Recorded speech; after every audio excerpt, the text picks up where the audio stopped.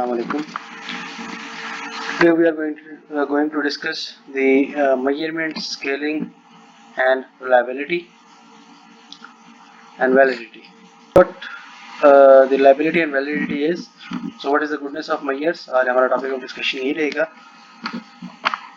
So goodness of measures में हमारे पास reliability और validity दो चीजें होती हैं. हम आज reliability को डिस्कस करते हैं.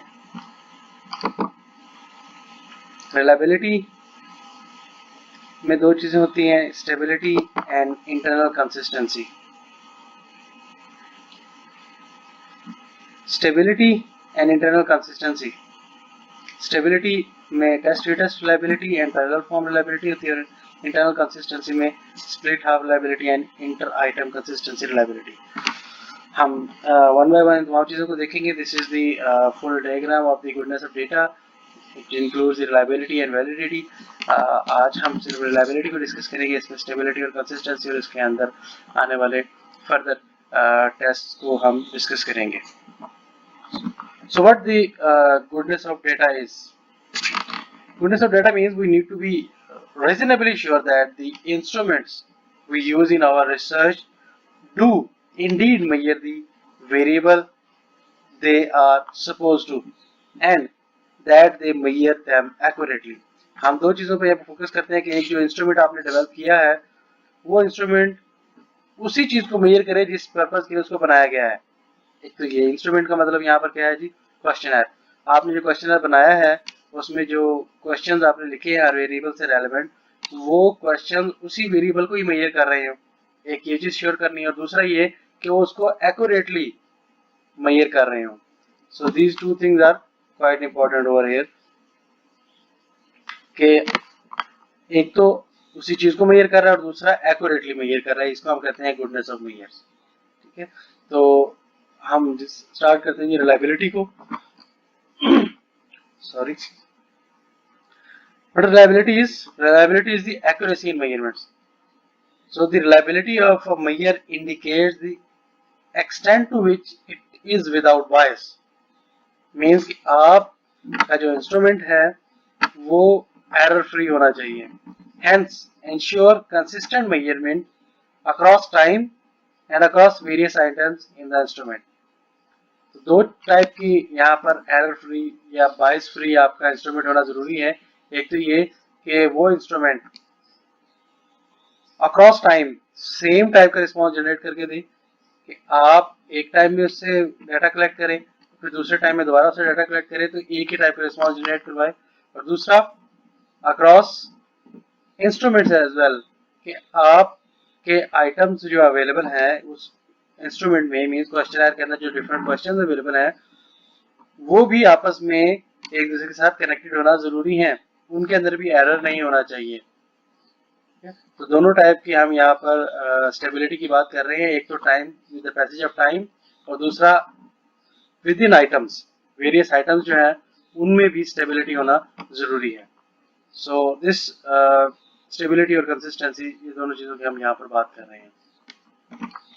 व्हाट स्टेबिलिटी इज, जैसे अभी हमने बात की थी ability of the measure to remain the same over time, कि डिफरेंट टाइम्स के अंदर एक ही क्वेश्चनर के थ्रू जब आप डाटा कलेक्ट करवाएं तो वो एक ही जैसा रिस्पॉन्स जनरेट करने की कैपेबिलिटी रखता हो, इसे हम कहते हैं स्टेबिलिटी.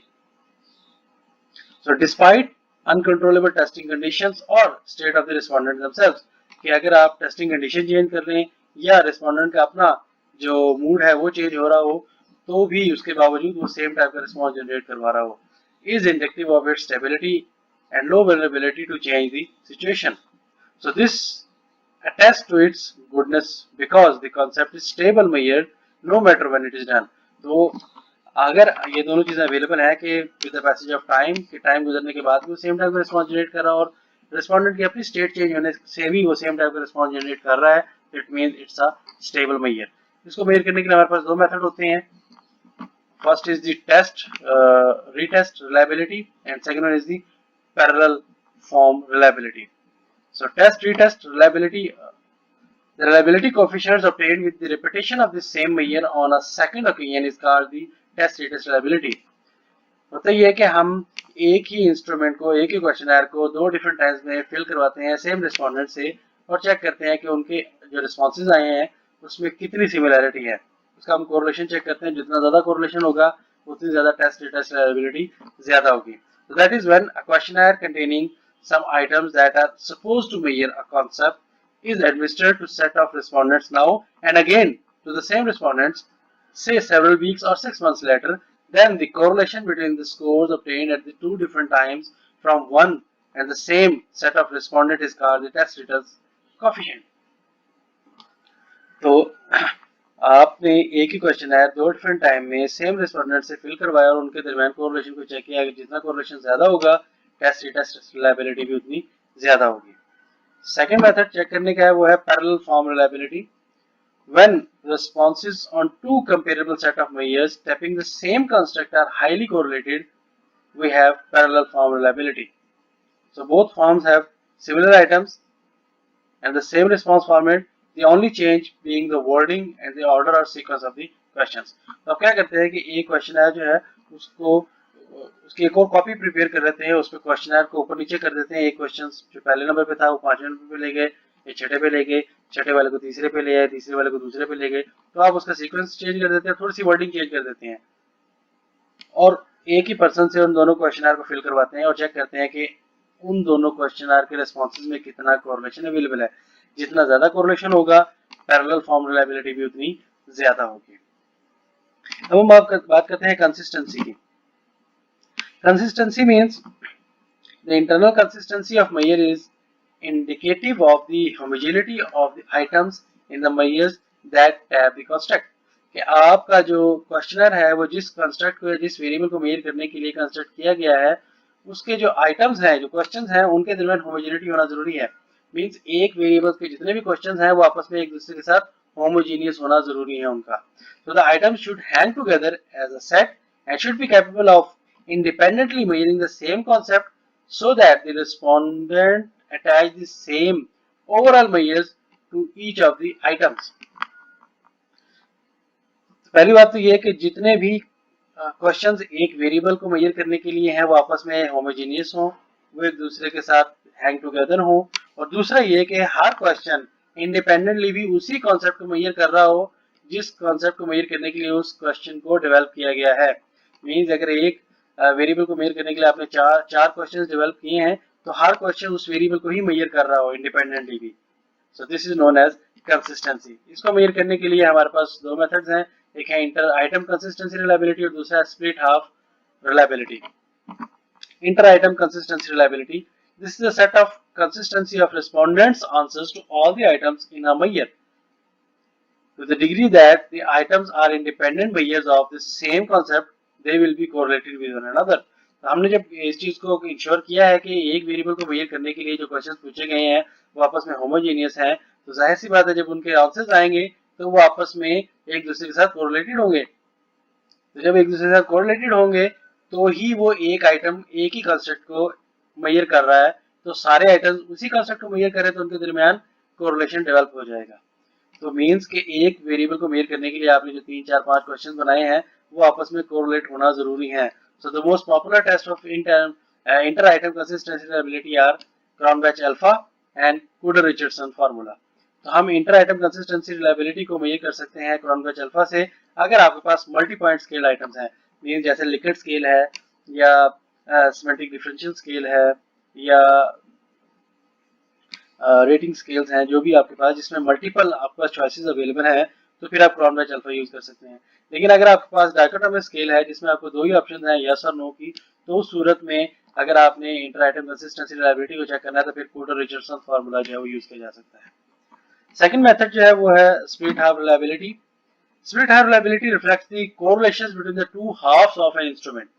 कि आप अपने आपका जो क्वेश्चनर है उसको दो हिस्सों में डिवाइड कर लेते हैं। मीन के एक वेरिएबल को मेजर करने के लिए आपने 4 क्वेश्चंस बनाए हैं, दो दो दो के दो ग्रुप बना लेते हैं आप और फिर अलग-अलग उनको एक ही पर्सन से फिल करवा लेते हैं क्वेश्चनर को और फिर इन दोनों के दरमियान कोरिलेशन को चेक करते हैं। That is the split half reliability.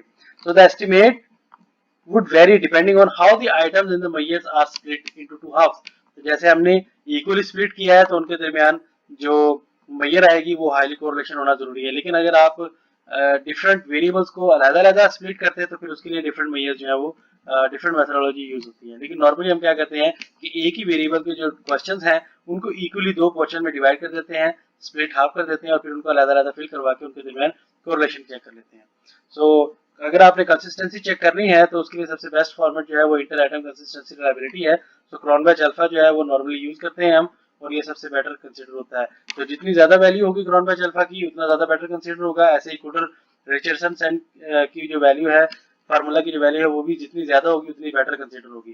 तो टिपिकली हमारे पास क्रोनबेच अल्फा की जो है वो 0.8 से ज्यादा वैल्यू होना ज्यादा कंसीडर होती है। समटाइम 0.7 को भी बेटर कंसीडर किया जाता है। तो 0.70 से ज्यादा अगर आपकी क्रोनबेच अल्फा की वैल्यू आएगी तो वो बेटर कंसीडर होगा आपका इंस्ट्रूमेंट। इट मीन्स कि आपके इंस्ट्रूमेंट में inter item consistency reliability available है। So that was all about this chapter. इससे रेलेवेंट कोई भी कंफ्यूजन, कोई भी प्रॉब्लम हो तो अपने ग्रुप के व्हाट्सएप ग्रुप में क्वेश्चन पूछ सकते हैं, और जो लोग ग्रुप में नहीं है वो इस वीडियो के कमेंट सेक्शन में क्वेश्चन पूछ सकते हैं, उनको टाइमली आंसर किया जाएगा। Thank you.